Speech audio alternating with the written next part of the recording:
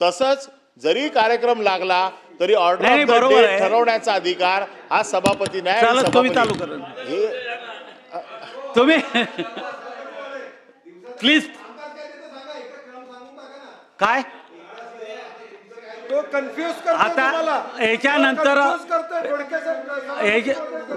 पुरवणी मागण्या ना 260 नंतर पुरवणी मागण्या.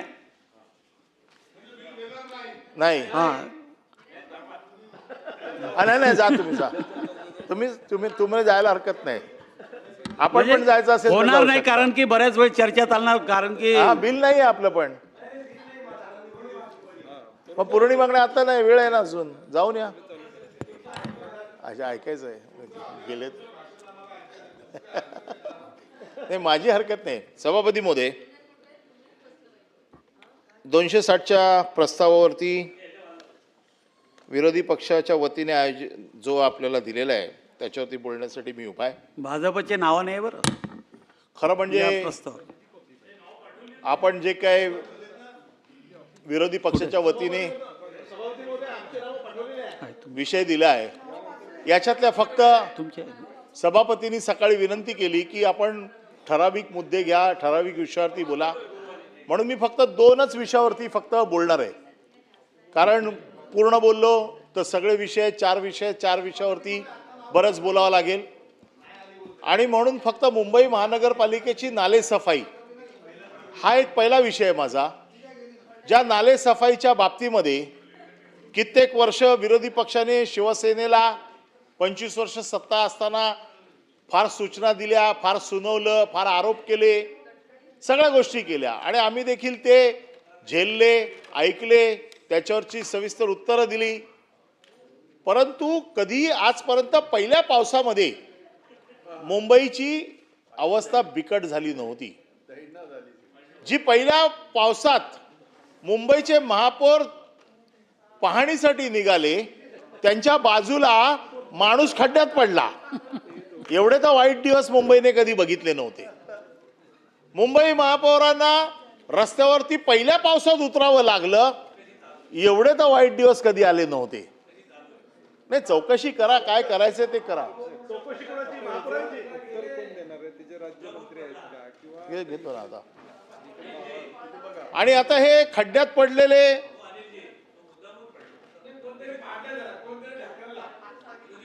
आता मग प्रश्न असा आहे की कोणतरी ढकललं त्याची चौकशी कोण करणार. दोन्ही पैकी एकही राज्यमंत्री नाही आहे इकडे. सभापती महोदय 260चा विरोधी पक्षाचा प्रस्ताव आहे. जे 4 विषय आम्हाला त्या दिवशी काय सांगितलं, मंत्री बिझनेस ऍडवायझरी मध्ये काय सांगितलं की तुम्ही विषय कमी मांडा आणि तेवढेच मांडा जेवढे मंत्री हजर असतील. मग माझा प्रश्न असा आहे की जे विषय मी मांडतोय त्या खात्याचा मंत्री कुठे आहे, त्या खात्याचा राज्यमंत्री कुठे आहे, कोणच नाहीये. सभागृह तहकूब करा 15 मिनिटं आणि मंत्र्याला बोलवा. नाही येते 5 मिनिटं नाही नाही, सभापती महोदय काय झालंय, आम्ही सहकार्य करायला तयार आहोत. तर याचा अर्थ असा नाही की आम्हाला गृहीत धरायचं. ते त्यांच्या बिलासाठी आलेत, हे पुरवणी मागण्यांसाठी आलेत. मग आमचं ऐकायचं कोणी रिकामी बाका नाही. बोलो येते 5 मिनिटं. पुन्हा अदृश्य गॅलरीच्या बाबतीत कधी बोलायचं नसतं. हा विषय मागच्या वेळेला किती वेळा झाला. कोण अधिकारी आहे तिकडे.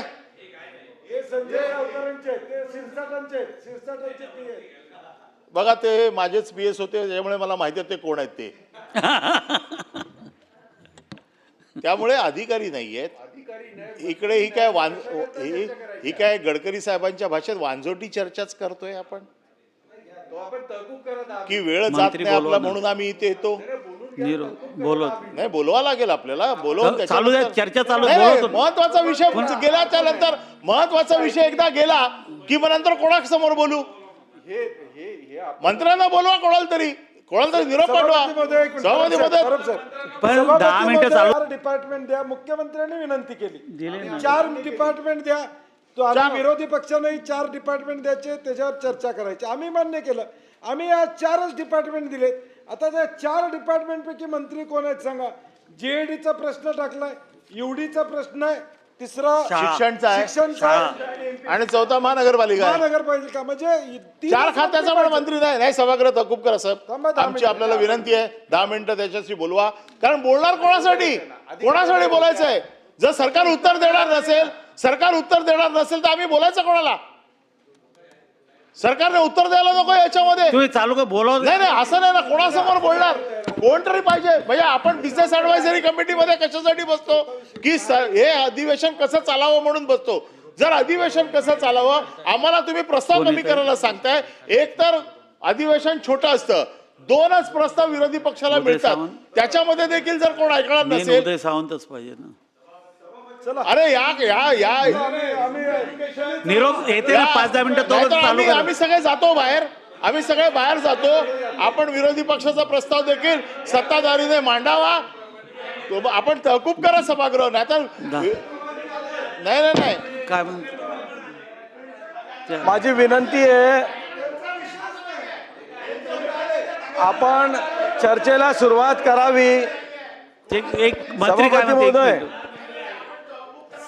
नाही सभापती महोदय, माझी विनंती आहे, चर्चेला सुरुवात करावी. मंत्री महोदय येत आहेत, विधानसभेत त्यांचं कामकाज सुरू आहे, ते वर येत आहेत. आपण चर्चेला सुरुवात करावी. शब्द देतात. मुख्यमंत्र्यांनी आम्हाला सांगितलं होतं की 4च फक्त विषय मांडायचे, तरच तुमच्या आम्ही मंत्री उपलब्ध करून देऊ शकतो. आम्ही 4च विषय मांडलेले आहेत. आणि तरी देखील अरे मंत्री नाही, कमीत कमी राज्यमंत्री तर नाही आहेत. या खात्याला नगर विकासचे राज्यमंत्री बघायला आम्ही वाट बघतोय की कधी येत नाही आहेत. काय चाललंय, काय अतिक्रमण चाललंय मंत्र्यांचं राज्यमंत्र्यांवरती. आणि त्याच्यामुळे कमीत कमी राज्यमंत्री तर आमचं कोणीतरी ऐकू द्या. का रिकामी बाकाला सुनव, किंवा ते ज्यांना या आमच्या ऐकण्यामध्ये काही इच्छा नाहीये, ज्यांची जे स्वतःच्या कामासाठी आलेत त्यांना नाही ऐकायला नाही. तुम्ही त्या खात्याचे मंत्री असाल, नाही तर तुम्ही जबाबदारी घेऊन उत्तरं द्या. अरे नगर विकास आले चला महत्वाचे मंत्री आले तुमचे. तुम्हाला नाले सफाईचा बाकी येते ना, नाले सफाईचा कार्यक्रम आला. शिक्षण आहे, जनरल ऍडमिनिस्ट्रेशन पण आहे, जेडी आहे. सभापती महोदय, 81,000 शिक्षण 81,000चं बजेट आहे मुंबई. 81,000 कोटी महानगरपालिका मुंबई. आणि याच्यामध्ये 209 कोटीचं नाले सफाईचं कॉन्ट्रॅक्ट आहे. आता हे काही छोटं कॉन्ट्रॅक्ट नाही आहे की मुंबई महानगरपालिकेची नाली सफाई. साधारण याची डेडलाईन असते 30 मेला. 30 मेपर्यंत नाली सफाई झाली पाहिजे. त्याची प्रोसिजर अशी असते की पावसाळ्याच्या पूर्वी 80% सफाई झाली पाहिजे. 10% पावसाळा चालू असताना सफाई होते आणि उरलेले 10% पावसाळा संपल्याच्या नंतर होते. असं त्याचं कामाचं स्वरूप असतं. आम्ही माहिती घेतली की नाले सफाई झाली नाही. पहिल्या पावसात महापौर पडता वाचले. आता महापौरच जर पडले असते खड्ड्यामध्ये तर काय अब्रू राहिली असती आपली. परंतु बाजूवाला पडला. थोडक्यात म्हणजे म्हणतात ना की करंगळीवर निभावलं असं म्हणतात ना ज्याला, तसं झालं. महापौर वाचले. परंतु ह्या नाले सफाईच्या बाबतीमध्ये ही महानगरपालिका किती संवेदनशील आहे याची उदाहरणं माझ्याकडे आहेत. या नाले सफाईचं कॉन्ट्रॅक्ट जे द्यायचं असतं ते नाले सफाईचं कॉन्ट्रॅक्ट आपण वॉर्ड वाईज देतो, झोन वाईज देतो. किती नाले सफाईचे PO आत्तापर्यंत गेलेले आहेत याची माहिती जर आम्हाला मिळाली तर बरं होईल. नाले सफाईचे PO गेलेले आहेत तर त्यांनी कामाची सुरुवात कधीपासून केलेली आहे, त्याचं डेट ऑफ कमिटमेंट कधीपासूनची आहे, त्याची वर्क ऑर्डर दिल्याच्या नंतर त्याने काम किती दिवसात पूर्ण केलंय. आपण तर सांगताय की 80% काम पूर्ण झालंय. 80% जर काम पूर्ण झालेलं असेल तर मी फक्त काही वॉर्डातले आपल्याकडे फक्त फोटो पाठवतो की मोठे नाले म्हणजे 3 प्रकारचे नाले आपल्याकडे मुंबई महानगरपालिकेत आहेत. मोठे नाले, मध्यम नाले आणि छोटे नाले. या तिन्ही नाल्यांचे आम्ही वॉर्ड वाईज आपल्याला फोटो पाठवतो. त्या वॉर्डचे कॉन्ट्रॅक्टर कोण आहेत, कोणाला हे काम दिलेलं आहे, त्याने काम काय केलं आहे, त्याने कंप्लायन्स रिपोर्ट काय दिलेला आहे, या सगळ्याची चौकशी आपल्याला करावीच लागेल. त्याचं कारण असं आहे की पहिल्याच पावसामध्ये मुंबई तुंबलेली आहे. आणि आम्हाला जी माहिती मिळाली, लाड नावाचा कोणतरी एक कॉन्ट्रॅक्टर आहे जो चिपळूणमध्ये रस्ते बनवतो. प्रसाद नाही. आम्ही माहिती काढली प्रसादचा कोण आहे का, तर तो पण नाही आहे. एवढं छोटं काम तो नाही काढत. 209 बीची कामं तो नाही करत. 2-3 हजार कोटीची असली तर त्याचं नाव आलं असतं तर त्याला पण बरं वाटलं असतं आणि आम्हाला पण बरं वाटलं असतं. परंतु ज्या पद्धतीने नाले सफाईचा बोज बरा उडालेला आहे, ज्या पद्धतीने ही कामांची जी काय पद्धत आहे, या पद्धतीमध्ये इतकी वाईट परिस्थिती आहे की हे म्हणजे कॉन्ट्रॅक्ट दिल्याच्या नंतर आत्ता प्रभाग समितीमध्ये आत्ता म्हणजे आता जूनमध्ये कालच्या ज्या प्रभाग समित्या झाल्या, या प्रभाग समितीमध्ये खरं म्हणजे जे मॅनहोल्स उघडे असतात त्याच्यासाठी ढापे लागतात. हे ढापे आपण आता नगरसेवक निधीमधनं द्यावे अशी ऑर्डर काल काढली आहे. कॉन्ट्रॅक्ट कोणाचं आहे? मुंबई महानगरपालिकेचं. हे ढापे बसवण्याची जबाबदारी कोणाची आहे? मुंबई महानगरपालिकेची आहे. मुंबई महानगरपालिकेने त्याच्या कॉन्ट्रॅक्टमध्ये हे सगळं लिहिलेलं आहे. त्याच्या ॲग्रीमेंटच्या कॉपीमध्ये या सगळ्या गोष्टी आहेत की त्याने नाले सफाई कशी करायला पाहिजे, त्याने काय काय साहित्य वापरलं पाहिजे. आता आपल्याकडे जो काही रेकॉर्ड आहे, परवाच्या दिवशी काही नाले सफाईच्या नंतर जे काही तपासणी झाली, याच्यामध्ये तामिळनाडू, बिहार, ओरिसामधून बालमजूर आणलेत पकडून साफ करायला. सभापती महोदय, हे काय चाललंय की बालमजूर, कारण काही नाले हाताने साफ करावे लागतात, काही नाले मशीनचे साफ करावे लागतात. हाताने साफ करण्यासाठी बालमजूर आणलेत. हे बालमजूर काम करतात, पोलिसांनी पकडलेत. त्यांच्यावर आता काही कॉन्ट्रॅक्टरवर गुन्हे दाखल झालेले आहेत. एक कॉन्ट्रॅक्टर असा आहे की जो दुसऱ्या कोणाला कामच करून देत नाही. भूपेंदर सिंग नावाचा कॉन्ट्रॅक्टर आहे. त्याला मिठी नदीच्या मागच्या केसमध्ये त्याच्यात नाव होतं. आता तो म्हणतो मला काम नाही दिलं तर मी कोणालाच काम करू देणार नाही. हा कोण आहे एवढा मोठा हिम्मत? मिठी नदीच्या बाबतीमध्ये आमचं सरकार होतं त्यावेळेला आपण SIT लावली. SITची चौकशी केली. काही अधिकारी आतमध्ये टाकले. आमच्याशी संबंध जोडण्यासाठी त्यांना मारझोड केली. काही लोकांना 1.5 वर्ष आतमध्ये ठेवले, पण त्याच्यातनं देखील काही निघालं नाही. आता ठीक आहे ना, ते झालं. आता तर सरकार तुमचं आहे, आता तर महानगरपालिका तुमच्या ताब्यात आहे. आता ह्या सगळ्या झालेल्या भ्रष्टाचाराला, या सगळ्या झालेल्या गैरव्यवहाराला कोणाला तरी जबाबदार पकडणार आहात की नाही?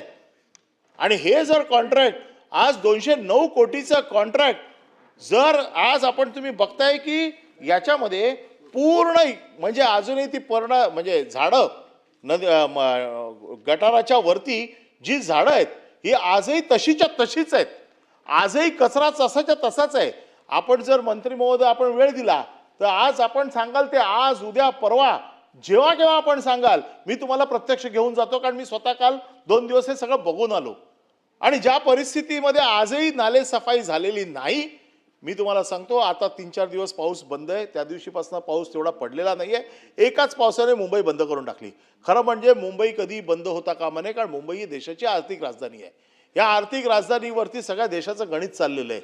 जसं वीज आपण बंद होऊ देत नाही, त्याचं कारण असं आहे की वीज जर बंद झाली तर या देशाचं सगळं नेटवर्कच तुटून जाईल.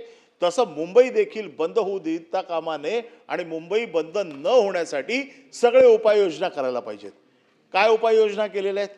फक्त उठायचं, मीडियाच्या समोर यायचं, सांगायचं 80% आमची सफाई झालेली आहे, आमचं सगळं झालेलं आहे. आणि तो रिपोर्ट आलेला आहे 130% सफाई झाली आहे. स्थायी समितीच्या अध्यक्षांनी रिपोर्ट दिलाय 130%. पहिलं त्याला हे तर विचारा की 80%चीच अपेक्षा आहे तुमच्याकडनं. 80% केले तर तुम्ही खूप चांगलं काम केलं, तर तुम्ही 130% कशी सफाई केली? म्हणजे नाले काय उलटे करून घासले की काय? 130% रिपोर्ट आहे, ऑफिशियल रिपोर्ट आहे. नाही बघा, आणि तुम्हाला तर बघावंच लागेल, कारण तुम्ही नाले त्याची पूर्ण सफाई करून घ्या पूर्ण. कारण 130% जर नाले सफाई होत असेल तर मला असं वाटतं की मुंबईमध्ये एक थेंब देखील पाणी साचलं नाही पाहिजे. मुंबईची परिस्थिती आम्ही पण समजतो की मुंबई काही ठिकाणी सखल आहे, काही ठिकाणी मुंबईमध्ये पाणी साचतं. या सगळ्या गोष्टी आम्हाला मान्य आहेत, याच्या बाबतीत आमचं काही दुमत नाही. पण ज्या पद्धतीने मुंबई महानगरपालिकेचे 100 दिवस साजरे केले गेले आणि मुंबई महानगरपालिकेने 100 दिवसात कसा मुंबईचा कायापालट करून टाकलेला आहे, अशा प्रकारचं जे चित्र दाखवलं गेलं ह्या चित्राला छेद देणारं हा पहिला पाऊस होता. आणि ह्या पहिल्या पावसाने तुमचे पूर्णपणे वस्त्राहरण करून टाकलंय की तुम्ही कशा पद्धतीने भ्रष्टाचार केलाय. तेच टेंडर, तीच सिस्टीम, त्याच कॉन्ट्रॅक्टर लोकांना कशा पद्धतीने दाबून एक वेगळं सिंडिकेट तयार करायचा प्रयत्न केलाय. आजही तिथे काय काय भानगडी चालल्यात आम्हाला दररोजच्या माहिती आहेत. पण आता मी त्याच्यावरती एवढ्यासाठी जात नाही, कारण हा पहिला फक्त नालेसफाईचा एवढाच विषय. बाकीच्या गोष्टीत मुंबई महानगरपालिकेच्या मी जात नाही. पण मुंबई महानगरपालिकेच्या बाबतीमध्ये म्हणजे मी आता फक्त नालेसफाईवरच बोलतोय. कारण 130% जर सफाई झालेली असेल तर देशाचा या महानगरपालिकेचा जागतिक स्तरावरती सत्कार झाला पाहिजे. म्हणजे अगदी खाली नाही, जागतिक स्तरावरती सत्कार झाला पाहिजे. तर माझी एवढीच विनंती आहे की या नालेसफाईच्या बाबतीमध्ये आपण काय धोरण आखलेलं आहे, काय धोरण आखणार आहात, कशा पद्धतीने ही कॉन्ट्रॅक्ट. कारण अजूनही मशीन आपल्याला PO मध्ये आपण देतो की तू किती मशीन वापरणार आहे, किती तू फोरक्लिप वापरणार आहे, कसं काय कशा पद्धतीने काढणार आहे, तुम्हाला आतमध्ये उतरवाव्या लागतात नाल्यांमध्ये. आजही कुठल्या तुम्ही आजही आम्ही व्हिजिट करून आलो, कुठेही नालेसफाईचं काम चालू नाही आहे. 80% तर सोडा, 40% पण काम पूर्ण झालेलं नाही आहे. मोठे नाले झालेले नाही आहेत, मध्यमवर्गीय झालेले नाही आहेत, छोटे नाले झालेले आहेत. स्ट्रॉम वॉटर ड्रेन आजही पूर्णपणे भरलेले आहेत. स्ट्रॉम वॉटर ड्रेनचा कॉन्ट्रॅक्टर कोण आहे? स्ट्रॉम वॉटर ड्रेन आजही तुम्ही इथूनच सुरुवात करा, तुम्हाला स्ट्रॉम वॉटर ड्रेन आजही भरलेले दिसतील. मग जर सगळ्या पद्धतीने मुंबई अशी चोकअप करून ठेवायचं असेल तर मग कृपया कोणी अशा पद्धतीने भीम थाटामध्ये सांगू नये की मुंबईमध्ये आम्ही असं काम केलं. मुंबईचे 100 दिवस तुम्ही साजरे करता, एका बाजूला मुंबईला साजरं करता आणि दुसऱ्या बाजूला मुंबईला बंद करण्याच्या दृष्टिकोनातनं जो मोठा अडसर आहे त्या अडसरच्या बाबतीत देखील तुम्ही कुठला निर्णय घेत नाही. ही अतिशय दुःखद गोष्ट आहे. आणि याच्या बाबतीमध्ये मंत्री महोदयांकडनं आम्हाला अपेक्षा आहे की ते याच्या बाबतीमध्ये काय कडक पावलं उचलत आहेत. तेवढी कडक पावलं उचलण्याची हिंमत या खात्याची म्हणजे या मंत्र्यांची ज्यांच्याकडे आहे त्यांची महानगरपालिकेवरती तेवढी पकड आहे की नाही हा पहिला प्रश्न आहे. तेवढा महानगरपालिकेत त्यांना हस्तक्षेप करायला देतील की नाही हा दुसरा प्रश्न आहे. आणि तिसरा प्रश्न, हस्तक्षेप केला तर त्याचे परिणाम काय होतील हा तिसरा प्रश्न आहे. नाही ते तर तुम्ही आता बोलाच पुढचं. मी फक्त नालेसफाईच्या बाबतीत बोलतोय. एक तरी प्रश्न विचारला जाऊ शकतो का महापौरांना? एक तरी प्रश्न विचारला जाऊ शकतो का स्टँडिंग कमिटीच्या चेअरमॅनला? एक तरी प्रश्न विचारला जाऊ शकतो का इम्प्रुव्हमेंटच्या चेअरमॅनला? एक प्रश्न तरी विचारला जाऊ शकतो का स्थापत्य समितीच्या अध्यक्षाला? कोणालाही एक प्रश्न विचारला जाऊ शकत नाही. कारण फक्त खातं तुमच्याकडे आहे, पण खातं ते आहेत. मी देतो खातं तुमच्याकडे, खातात ते. त्याच्यामुळे फुकटचं तुमच्यावरती शेकतंय. तुम्हाला काय अजून त्याच्यात काय वाटा बेटा काय आहे की नाही मला माहित नाही साफसफाईचा, पण शिव्या तर सगळ्या तुमच्यावरती येत आहेत. आम्हाला तर सगळंच माहिती आहे ना. आम्ही तेच तर विचारतोय. आम्हाला काळजी आहे की ज्या गोष्टीसाठी तुम्ही तिकडे गेलात ती गोष्ट होते की नाही आम्हाला माहिती आहे ना, म्हणून तर विचारतोय ना तुम्हाला. काळजी वाटते की एवढं जाऊन पण तुम्हाला नसेल मिळत तर काय इथे बरे नव्हते. माझा साधा प्रश्न असा आहे की मंत्री महोदयांची इच्छा आहे त्यांनी हे खुलासे द्यावेत.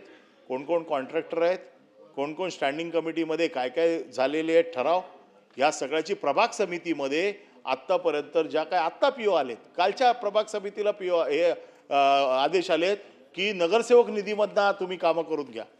म्हणजे 30 मेची डेडलाईन 30 जून आली. आता प्रभाग समिती काम करणार आहे त्याच्यावरती. नशिबाने अजून पाऊस तेवढा पडला नाही आहे. त्यामुळे या बाबतीमध्ये नालेसफाईच्या बाबतीमध्ये मला असं वाटतं की एवढ्या पुरताच मी आत्ता थांबतो, कारण अख्खी मुंबईचे विषय बाकीचे लोक बोलणार आहेत, सकाळी सांगितलं आहे. दुसरा विषय माझा असा आहे की महागाईच्या बाबतीमध्ये खरं म्हणजे माझ्याकडे खूप बोलण्यासारखं आहे. म्हणजे महागाईच्या बाबतीमध्ये स्टॅटिस्टिक, महागाईच्या